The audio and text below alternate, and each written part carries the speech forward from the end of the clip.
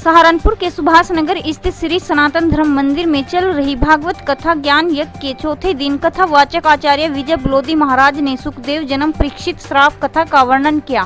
आचार्य विजय बलोदी महाराज जी ने कहा कि हमें भगवान की भक्ति में ध्यान लगाना चाहिए। कथा सुनकर मंदिर हाल में श्रद्धालु भाव विभोर हो गए। कथा के दौरान काफी संख्या में महिला पुरुष श्रद्धालु मौजूद रहे।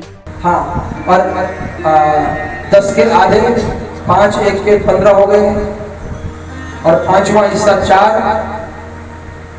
अगले के हो गए। कितने हो गए? 19 बच गए और 20वां तो बचा रहेगा। नहीं समझ में आया? हाँ, 20वां जिसका था उसका वापस, तो 20वां बटा भी नहीं और 20वें के बिना बटा भी नहीं। बस यही काम परमात्मा करते हैं। तमिलनाडु के मुख्यमंत्री M.K. स्टालिन के बेटे उदयनिधि स्टालिन द्वारा सनातन धर्म को लेकर दिए गए विवादित बयान पर संत समाज व सामाजिक संगठनों के लोगों ने कड़ी आपत्ति जताई है। महामंडलेश्वर कथा व्यास पंडित अनिल कोदंड ने कहा कि सनातन धर्म तो अनंत है, अपार है। उन्होंने कहा कि सनातन धर्म को लेकर विवादित बयान देने वाला केवल अपनी राजनीतिक रोटियां सेकने में लगा हुआ है। RKM न्यूज के लिए चीफ एडिटर रवि बख्शी की विशेष रिपोर्ट। मैं संजीव शर्मा, राष्ट्रीय परशुराम परिषद का प्रदेश उपाध्यक्ष हूँ, पश्चिमी उत्तर प्रदेश का। मैं उदय स्टालिन का ये जो बयान हमारे सनातन धर्म के खिलाफ आया है उसकी घोर निंदा करता हूँ और ऐसे जयचंदों को बताना चाहता हूँ कि तुम जैसे जयचंदों की वजह से ही सनातन धर्म की बेइज्जती हो रही है। नहीं तो सनातन धर्म का डंका पूरे विश्व में बजता है।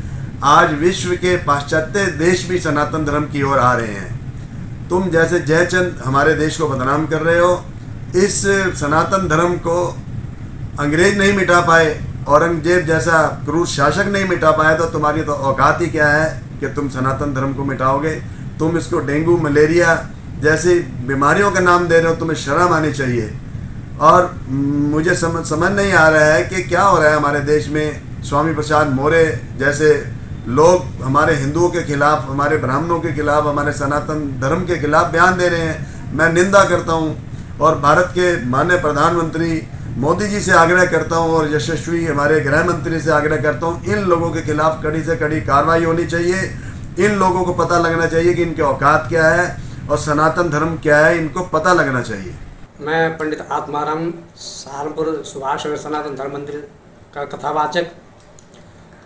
जो कल उदयनिधि ने जो वक्तव्य दिया है सनातन धर्म के प्रति, जो उसका उल्लंघन किया, शब्दों से जो अपमान किया है, उसका मैं कड़ी से कड़ी निंदा करता हूं।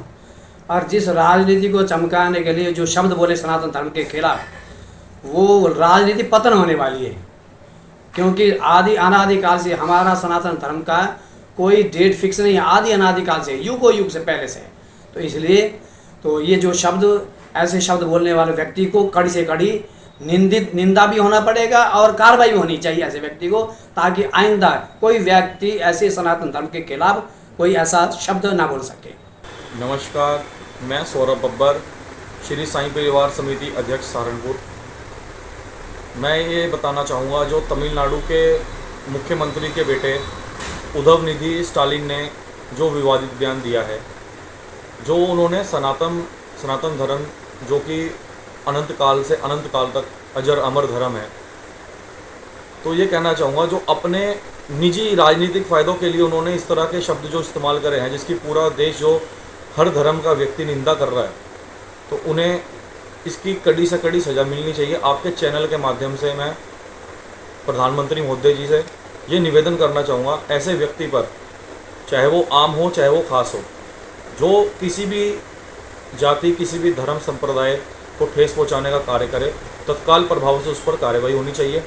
क्योंकि विनाशकालन विपरीत बुद्धि शास्त्रों में लिखा है। इनका विनाश का जो समय है वो निकट आ गया है। जब इस तरह का बुद्धि इंसान की खराब हो जाती है, तो इस तरह के मुख्यमंत्री पद पर रहते हुए भी इस तरह के वाक्य बोलने लगता है इंसान। तो इसी बात के साथ मैं पुनः निवेदन करना चाहूँगा आपके चैनल के माध्यम से, ऐसे व्यक्ति पर कड़ी कार्रवाई होनी चाहिए। एक बार सबको फिर से नमस्कार, ओम संग्राम। जनकनगर खान आलमपुरा स्थित श्री सनातन धर्म मंदिर में पंडित शैलेंद्र कपिल ने अपने मुख से भक्तों को भागवत कथा श्रवण करते हुए कहा, जो व्यक्ति मोह का त्याग कर देता है तो उसे मोक्ष की प्राप्ति हो जाती है। उन्होंने कहा, संत सेवा करने से भागवत भक्ति और ज्ञान की प्राप्ति हो जाती है। भागवत कथा सुनने से जन्म जन्मांतरों के पापों का नाश हो जाता है। उन्होंने पूतना वध की कथा का भी वर्णन किया। कथा के आज 5वें दिन भक्तों की भारी भीड़ रही। आपका दंड दे भगवान, बोले बालवंत सरकार की जय। कहा कि कितने भी इस सप्ताह या 15 दिन के भीतर बच्चे प्राप्त हुए हैं, नवजात शिशु हैं, सबको मौत के घाट उतार दो। कंस ने ये आज्ञा प्रदान कर दी अपने दूतों को। वो चल पड़े। कई दिन तक उन्होंने बच्चों का संहार किया, लेकिन कोई सूचना नहीं मिली। महाराज एक जगह से सूचना प्राप्त हुई कि भाई एक जगह बहुत जय जयकार हो रही है, बड़ी खुशियां हो रही हैं, बड़े मृदंग बज रहे हैं, बड़े लड्डू लुटाए जा रहे हैं, बड़ी गैया दान हो रही है। और वहां पर जाकर के देखो, एक नंद बाबा है, बहुत धनाढ्य है, उसके घर एक नन्हा सा बालक हुआ है। कहीं वो तो कृष्ण नहीं, वो तो कंस का काल नहीं। जैसे कंस को पता चला, उसने चिंता की। चिंता में बैठा ही था कि पूतना आ गई। पूतना ने कहा, बताओ भैया, महाराज महाराज इतने चिंतित क्यों हो? कंस ने कहा कि सुन पूतना, तुझे तो पता ही है कि आकाशवाणी हुई थी कि वसुदेव के और देवकी के 8वें पुत्र के द्वारा मेरा वध होगा, वो मेरा काल हल करके आएगा।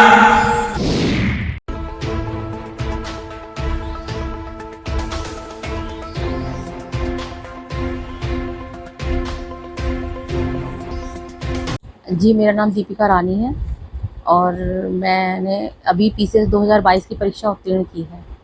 जी, जब रिज़ल्ट आया है और पॉजिटिव आया तो बहुत ही अच्छा लग रहा है, क्योंकि जो लक्ष्य निर्धारित किया था और जो सोचा था, मतलब उस दिशा में कार्य किया, तो उसका परिणाम निकला, तो बहुत ही सुखद अनुभव हो रहा है।